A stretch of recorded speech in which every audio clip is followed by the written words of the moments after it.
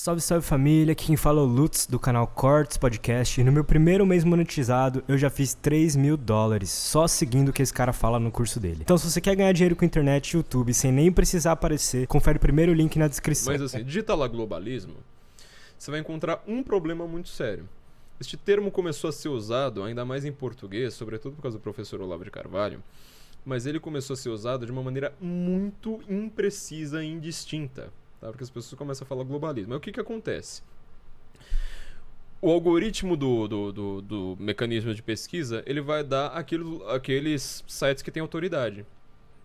Como as pessoas já estavam dizendo, o que aparece na Folha de São Paulo, na Veja, no G1, não sei mais o quê?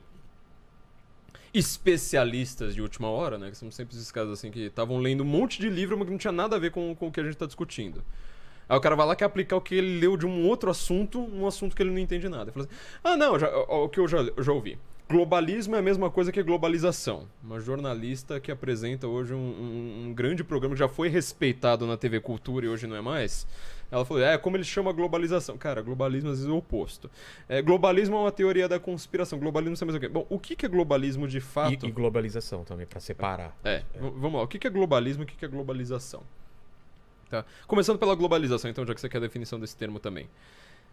Globalização significa comércio global? Não? Não é só, tá? Porque assim, se for desse jeito, eu já vi livro acadêmico falando, né?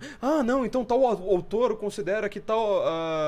que, sei lá, no Império Romano já tinha globalização. Tá, legal, mas você não explicou nada do problema. Não, então agora tem um autor que ele fala que os sumérios também tinham globalização. Caramba, não é isso. Não é essa ideia. Globalização significa o seguinte, a partir da década, sobretudo da década de 70, mas é um processo anterior também, você começa a ter uma hiperespecialização da produção econômica mundial. Porque a globalização, então, o mercado global ele é anterior à globalização. Ah, é? Ele é anterior. Todo mundo está fazendo comércio com todo mundo. Desde dos caras... Pois é. Quando tem a descoberta vai para as Índias, tudo aquilo já é global. Tudo aquilo ali é comércio global. Tá certo. Comércio global. Rota da seda da China, que vem até aqui. Tudo é comércio global. Agora, a partir deste momento, a produção industrial, sobretudo, dos países, né? Mas assim, industrial envolve também o agro, envolve tudo que passa por uma indústria. Ela começa a ficar hiper especializada. Tipo, o que eu quero dizer com isso? Os Estados Unidos são bons em produzir laranja. Tem lá uma certa, produz uma coisa muito artificial. Mas nós somos bons em produzir laranja, a fruta, não, suco de caixinha. Entendi. Não. Nós somos bons em produzir a laranja, a fruta. Então o que a gente faz? A gente, em vez de tentar produzir a caixinha do suco, a industrialização do suco, a pasteurização, não sei mais o que. Não é um exemplo muito preciso, porque com laranja não dá pra você fazer isso. Mas enfim, vamos supor. A gente, então, nós, Brasil, vamos nos especializar na produção de laranja. A melhor laranja. Pra exportar pro mundo. E aí os Estados Unidos, o que eles são bons? Eles são bons em produzir videogame. Então a gente quer trocar suco de laranja por videogame. Aí você começa a falar assim, bom, peraí, esse país é hiper especialista nessa, então ele não tem que tentar produzir laranja, tentar produzir videogame, tentar produzir sapato, tentar produzir não sei mais o que. Ele começa a ter uma hiper especialização. Os Estados Unidos também começam a ter uma hiper especialização. Assim vai indo. Os países enriqueceram muito com globalização. E ela foi uma coisa muito boa. Muito boa. Com o Japão naquela época, com eletrônicos, made in Japan, lembra? Você pode reparar como você pensa num país, você já pensa no que ele produz, né? Alemanha, carro, engenheiro, vou estudar engenharia. Pra onde que eu vou? Sul da Alemanha, meu amigo. BMW, Mercedes, tudo uma do lado da outra, assim por diante. Bom, então você teve isso é globalização. É um processo razoavelmente natural. Não é tão natural quanto as pessoas pensam. Não? Tem muito acordo comercial, né? Fala então, né? Então, não é aconteceu sozinho. Não, tem toda uma política aí por trás. Tá, isso é a globalização. Não tem nada a ver com o que eu vou falar.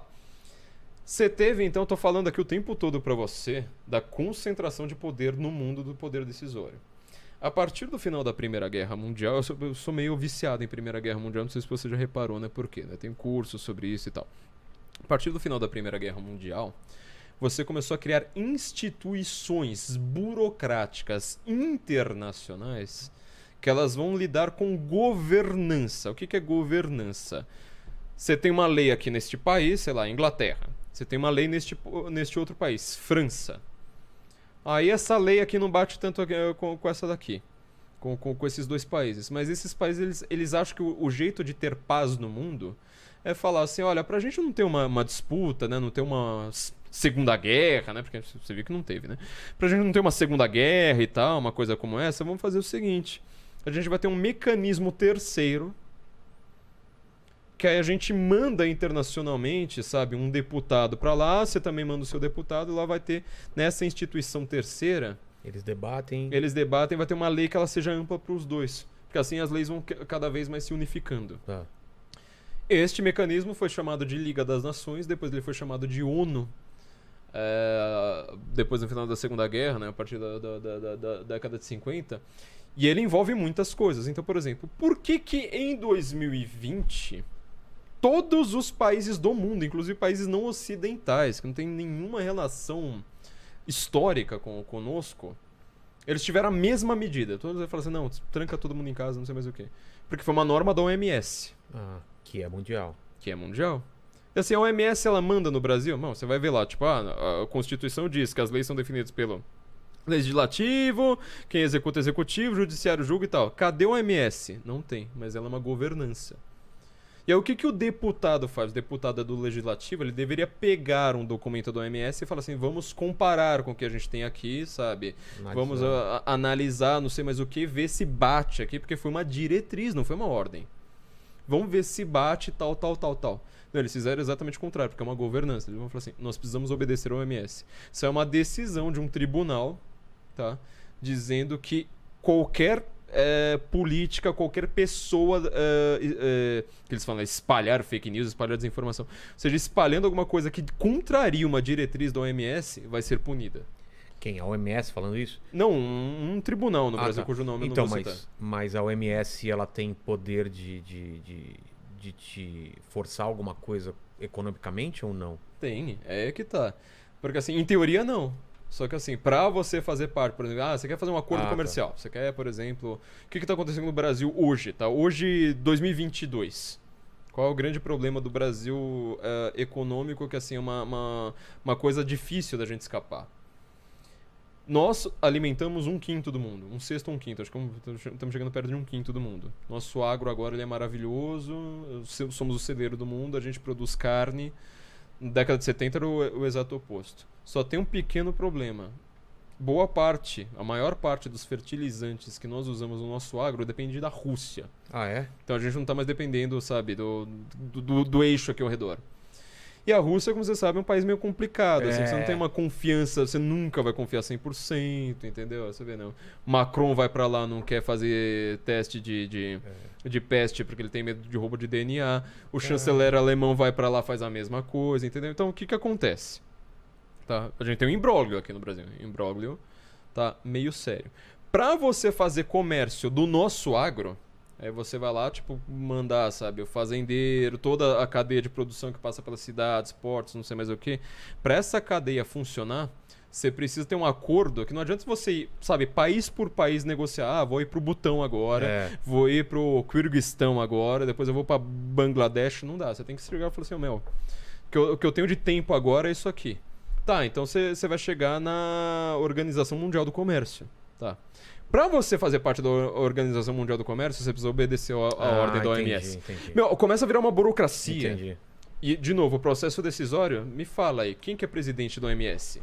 É o Tedros, tá. Presidente da OMC, você não sabe. Presidente do Parlamento Europeu, que é outra instituição também desse tipo, você não sabe. Presidente do Council of Foreign Relations, que é um modelo americano também criado mais ou menos ali nos estertores da Primeira Guerra Mundial, que ele vai definir geopolíticas para o mundo, inclusive, assim, se tiver guerra tem que passar pelo CFR. CFR.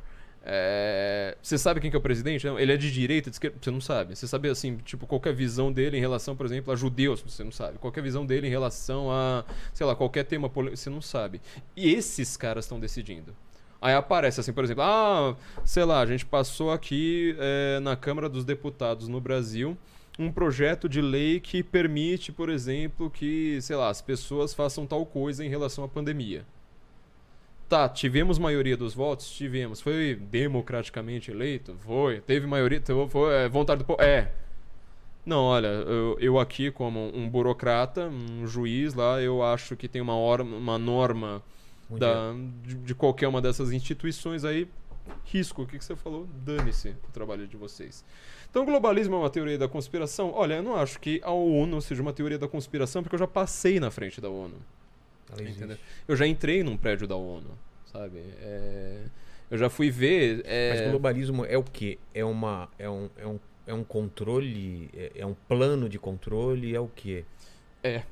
Tudo isso. Tudo e isso? assim, são instituições que, no final das contas, os grandes teóricos de relações internacionais que dizem isso, eles chamam disso de teoria funcionalista. O que seria isso? Ao invés de você ter uma decisão na sociedade que seja assim, democrática, já que as pessoas querem defender o termo que eu passei aqui, sei lá, quase Que a uma hora maioria falando concorde. com você, que é complicado. Eu falei assim, o termo aqui tem muitas complicações históricas. Mas já que você quer fazer uma decisão burocrática, que é assim, definir pela democracia, pela maioria dos votos, não sei mais o que, tal coisa. Não. Vai ter isso aí, você deixa o povo lá votando e achando que está fazendo alguma diferença, só que nós vamos definir que algumas questões políticas... Não passa por aí. Não passa por aí porque a gente vai definir pela função dela. Então, por exemplo, cria um órgão que tem a função de regular a saúde da população. É o OMS. Assim, você entra num curso de Relações Internacionais, a primeira aula vai ser sobre isso. Eu não sei porque chamam de teoria da conspiração. É só por causa do termo, você entendeu? Por isso que eu falei, o termo é complicado. Quando você vai digitar no buscador lá, o termo é que confunde, porque assim, ele está sendo usado de uma maneira muito amadora. É porque boa parte dos globalistas não falam, eu sou um globalista. É raríssimo você ver uma coisa como essa. É um termo que você usa para reunir todo este aspecto de uma burocracia não eleita, funcionalista, geralmente que haja às escondidas, que não tenha nenhuma conexão com os votos das pessoas, para começar por isso que eu falo, não é governo, é governança. Ela faz a governança, ela faz um lobby. É praticamente um lobby. Tipo um governo mundial? Vai chegar quer dizer, eles querem chegar, né, a um governo cada vez mais próximo disso. Quando a gente fala assim, os caras querem um governo mundial, os caras falam assim, isso é uma teoria da conspiração. Eu falo assim, então, me diga, eu posso ir contra uma norma da OMS agora, Não. democraticamente? Cara, na hora ele te fala, não, você não pode. Eu falo assim, então... Não é que assim, eu acredito que exista alguém tentando fazer um governo mundial. É que você já é uma pessoa. Eu tenho um governo na minha cara e você é uma dessas pessoas desse governo.